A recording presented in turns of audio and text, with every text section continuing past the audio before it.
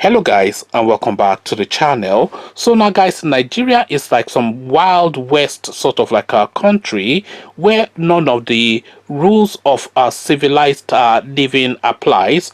Guys, I bring you this: why I toppled Shagari government, Buhari says in New Year letter to British Prime Minister. So that is the headline that we are contending with. So now a lot of you of course are aware that the present dispensation that we have in Nigeria now is called the Fourth Republic. So the Republic of course is what is used to describe a democratic dispensation, especially within the Nigerian space. So these are present journey of democracy that Nigeria is presently on at the moment is called the Fourth Republic. So fourth, of course, number four, that would then tell you that there has been number one, there has been number two, and there has been number three, to then go on to number four.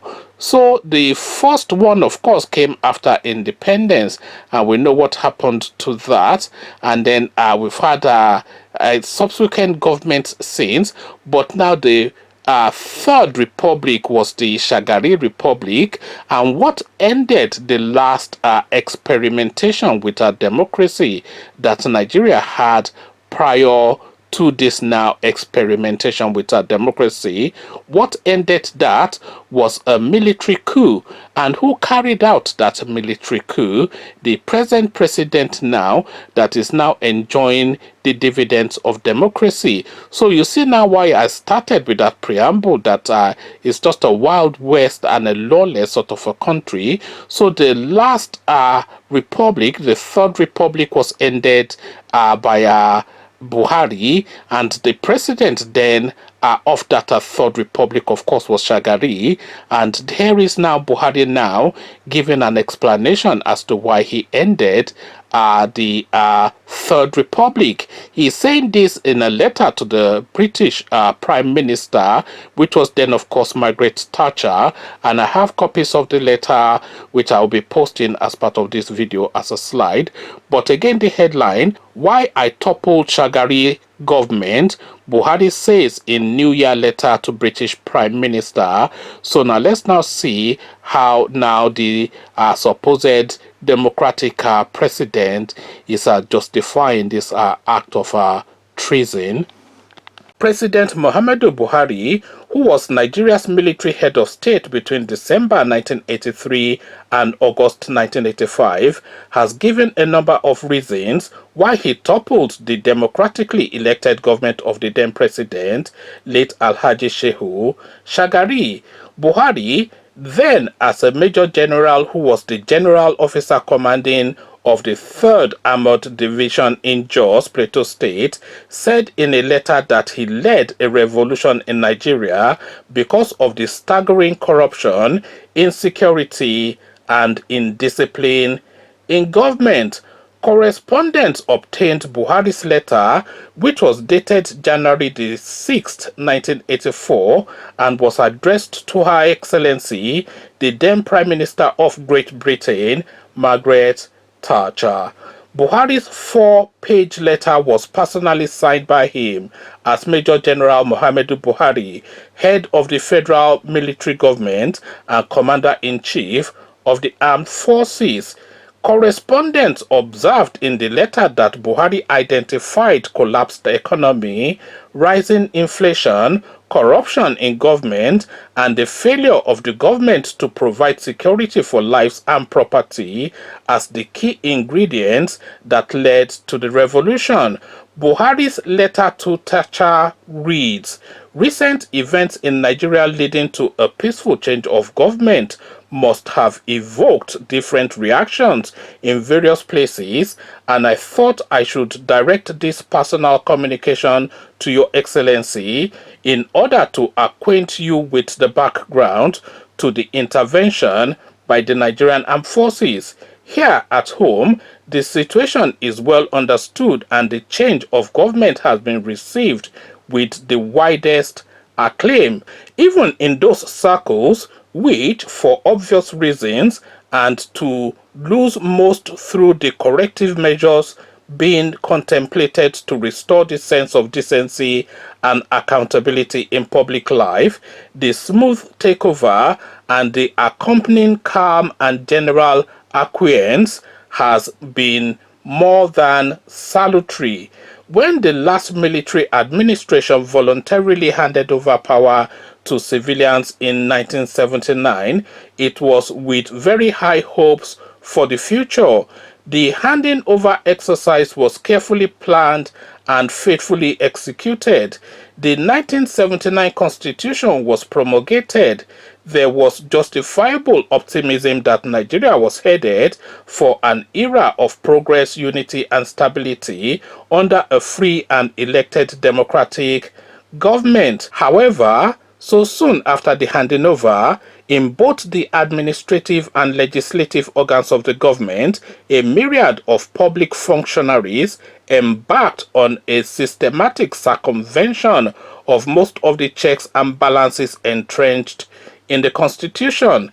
Pervasive corruption entrenched combined with moral and financial indiscipline to ensure that millions of naira were stolen from the national coffers and stacked away in banks inside and outside the country by many unpatriotic citizens, actively aided and abetted by certain unscrupulous foreign associates.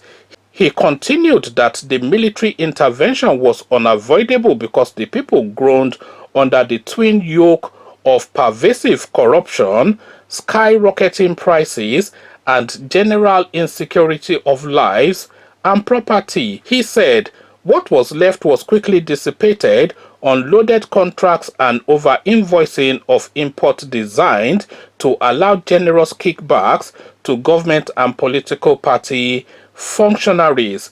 Approved and correct procedures were systematically undermined, and the normal functioning of the government machinery deliberately perverted for personal gains. Individuals were becoming increasingly apprehensive of their personal security, and the future seemed to hold little hope for improvement in the status quo.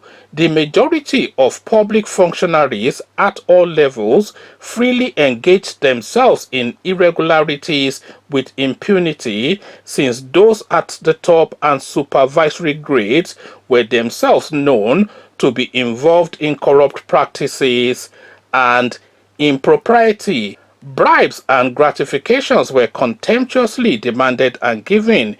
Visitors to our country were regularly confronted by nauseating and ugly sights of uniformed custom officials and policemen taking gratification without qualms and so brazenly doing so.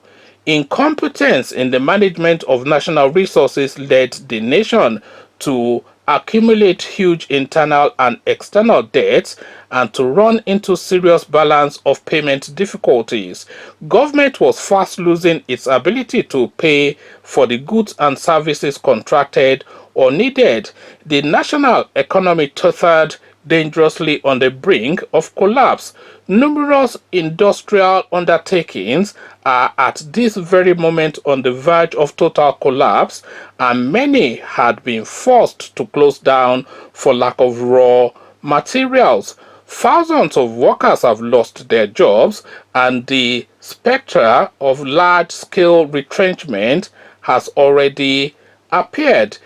The resultant scarcity of essential commodities was predictably accompanied with spiraling inflation. Fraud and embezzlement of public funds were committed with reckless abandon. Hired assassins and marauders were openly beginning to practice their trade in broad daylight. Perpetrators of corrupt practices resorted to arson to cover their trail, resulting in callous destruction of several expensive public buildings and even loss of life. Incidents of armed robbery multiplied, and the state of general lawlessness heralding a chaotic state of affairs, possibly culminating in a bloody uprising and revolution, was most imminent. Buhari closed his letter by noting that he needed Britain's cooperation to enable him rid the country of several anomalies. In spite of the huge investment on the 1983 election, there is ample evidence that they were blatantly rigged all around. In reaction, politically motivated strikes engulfed several parts of the country, claiming several lives and destroying valuable properties. The overall effect was a serious erosion of national stability. The attributes constituting the role of government were rendered meaningless, and political party leaders folded their arms in apparent helplessness, unwilling to or unable to deal with the situation. In the circumstances, it would be unpatriotic not to act. Something had to give. We see a need to check the pervasive corruption and the heightened indiscipline and insecurity associated with it. The primary objective of our intervention is to therefore save the tottering nation from imminent collapse, a patriotic rescue operation, he added. So a patriotic rescue operation, he added, was how this piece was summed up. But then, of course, just if you want to play the video back, then please play it back and then suspend the 80s and apply it to the contemporary times. So every single reason that Buhari gave for truncating the last democratic dispensation, the Third Republic, the Shagari government, every single reason that he has given for truncating the Buhari government, they repeat now, but multiplied and escalated. Insecurity is cited. I mean, I don't have to tell you any tales about insecurity in Nigeria. You can't stay in your house and you can't go on the street. It's just a wild jungle in that space. Corruption, he cited. I don't have to tell you about corruption in Nigeria, especially under this Buhari regime. It's just wild. There's no checks and balances. The Sahara reporters did an expose on the Minister of Justice, Abubakar Malami, enough to have sacked anybody in any country, but that guy continues to grow from strength to strength. We saw the Ganduje example, pocketing dollars, and that guy is still there, even pocketing more dollars. They told us his Photoshop. It's just countless examples. We saw when they took out $1 billion out of the national coffers in the build-up to elections to say that they were using it to buy weapons without recourse to the Senate, which is what the law stipulates. It's just countless. There's just endless streams of stories of corruption. A lot of them. We saw the bullion vans that were going into Tinubu's house on the eve of the election, and nobody said a thing. So, I mean, all the reasons that Buhari gave for truncating the Shagari regime, they are not even tenfold, but there are a millionfold now. The lawlessness, the padded contracts, the outright robbery of the national coffers, the vulgar insecurity, and the brutish behavior of our security personnel, some of the reasons that is cited for truncating the Buhari regime, talking about the unsightly behavior of policemen and custom men demanding bribe on the streets of Nigeria. Tell me what the experience is now, to the point that the whole country had to go in a riot to say that it is enough. And SARS, so just look at this. So it just tells you then that this whole game that they play within the Nigerian space is nothing more than a grab for power and money, and this is really all that it is. It's absolutely nothing to do with the well-being or welfare of anybody within the Nigerian space. It's a grab for power and money, because the money in Nigeria is so plentiful and the power is so easily grabbed. Just look at that. The guy will just leave his office in Dodam Barracks, drive all the way to wherever the I can't remember where the state house was in Lagos then, and then just park his car in front of the state house, walk in, and then tell the president to leave, that he's taking over, and he will just loot all of the dollars. So this is just the experience now. But then, of course, the last, because I keep emphasizing this, if you see the irony, the last civilian excursion that Nigeria embarked upon was ended by Buhari, and this now new civilian excursion that we're on now has been seized by Buhari. And all of the reasons that Buhari is attributing are all of the reasons that are vested within Buhari: corruption, brutishness, lawlessness, insecurity, bribery. All of these things are vested within Buhari, and they have always been vested within Buhari. Conversations in the comment section, deja vu all over again. It repeats and it repeats, and this is exactly why Nigeria will never ever progress. Come share thoughts about all this with me in the comment section, but before you come share those thoughts, click on the red subscribe button so it turns gray. Bell button notifies you every time I drop a new video. Click on like as well, because that helps with the YouTube algorithm. Once you've done all the clickings, come join me then in the comment section. Buhari has listed all of the reasons why he truncated the Shagari regime, but now come tell me then how Buhari's regime runs contrary to the reasons that he elucidated for truncating the last civilian dispensation. So I'll leave you here. Carry this conversation on with you in the comment section, but here I say peace.